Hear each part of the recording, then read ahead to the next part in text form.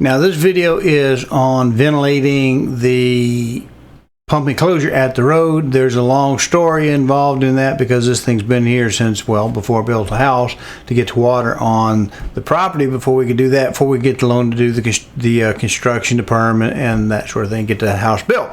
So we got the water out here. It's gone through a lot of generation. Anyway, ended up having to add a power ventilator to that box. And in the past, the recent upgrade, I just put a separate light bulb out there, so in case it got so cold that it turned a heater on, I'd be able to see that. Now up to this date, I never had anything freeze where I had stuff running, so it wasn't really a problem. But anytime you have a well and it's the only water you have in order to flush your toilets and run your ice makers and take a bath and stuff, you really need your water. So you get a little nervous every time it goes cold. That's just the nature of living in the country with a well. Went on city water, wasn't a problem. Kind of let it fall down. That's in the story. I try not to repeat too much, but I did come up with a ventilation system where I'm actually able to then read it from the house. If all things finish up on the next phase of construction, we ought to be good to go. So let's take a look at that video right now.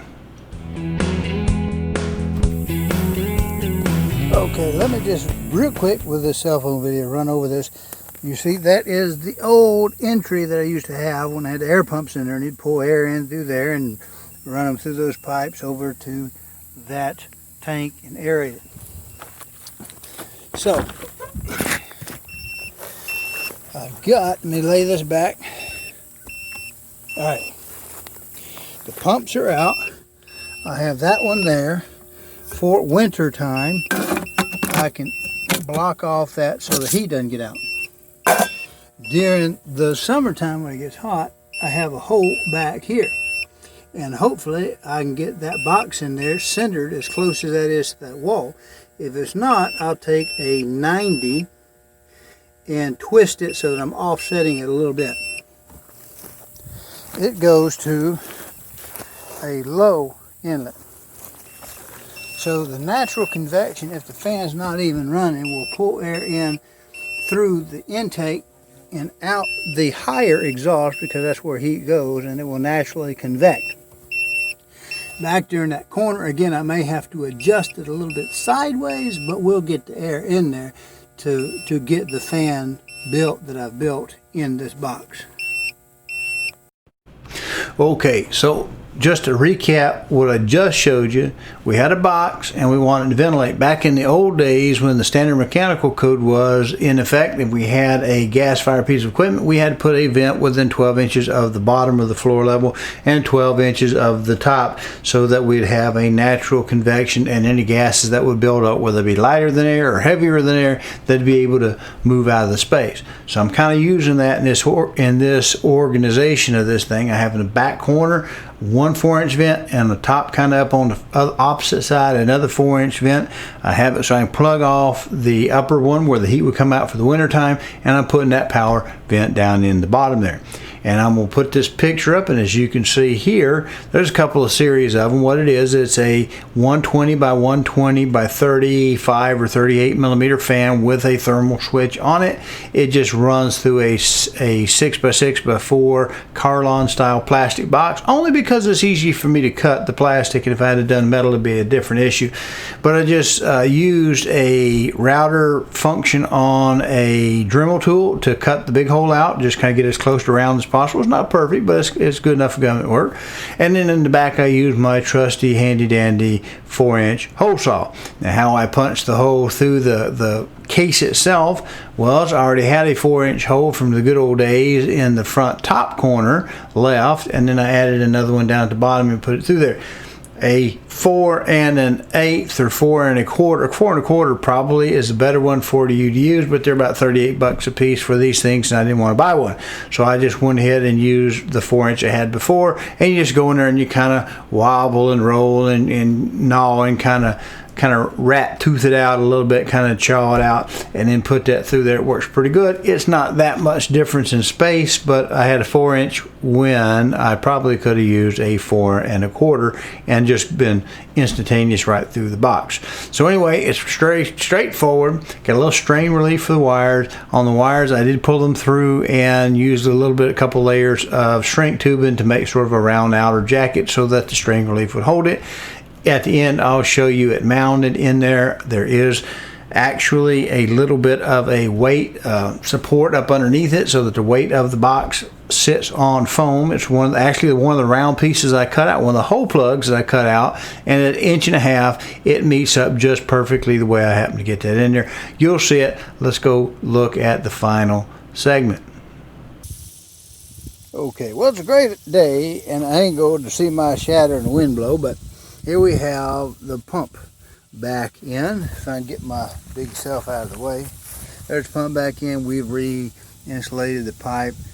That thing right there is just a little 240 volt Edison based type of heater. It's a little resistive heater.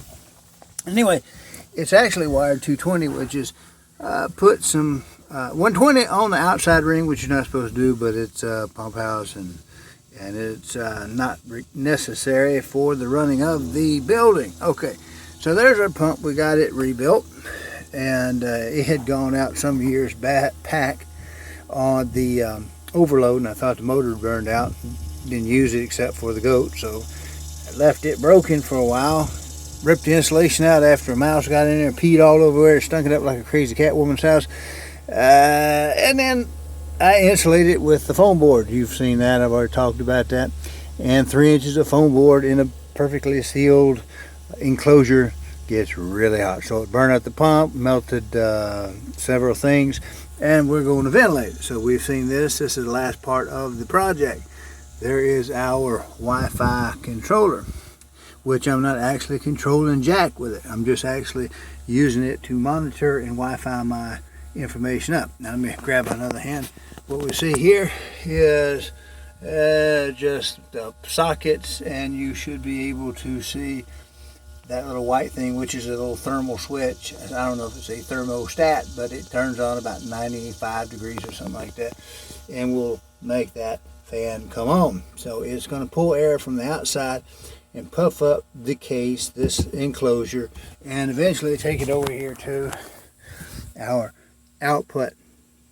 Now in the past, because of the foam insulation wasn't here, where those two blocks are were two air pumps, linear piston pumps, and we aerate the water, drive off the sulfur with it.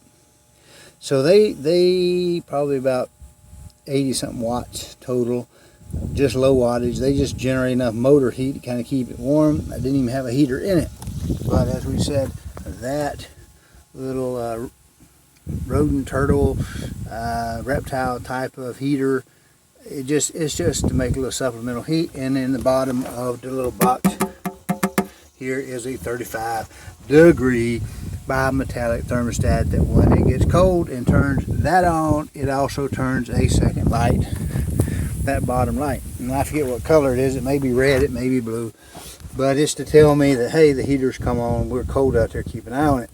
So didn't need a heater last year with 3 inches of foam insulation in there, and apparently I got it pretty good and sealed.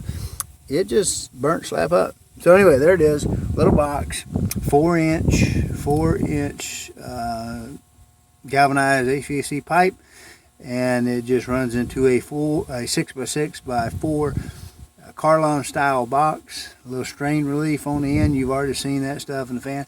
Probably could have put the other grill on the back side for the wires to make sure they didn't catch, but hey, it was $1, and I saved $1 by using my other one with my spare fan. All right, so there we go. This, I think we've seen it before. Maybe I can make the display come on. Don't know if you'll be able to see it in the sunlight. Nope, not going to be able to see it in the sunlight. So anyway, it just comes on. I'm just using it for the Wi-Fi so I get telemetry off of the system. So that's it.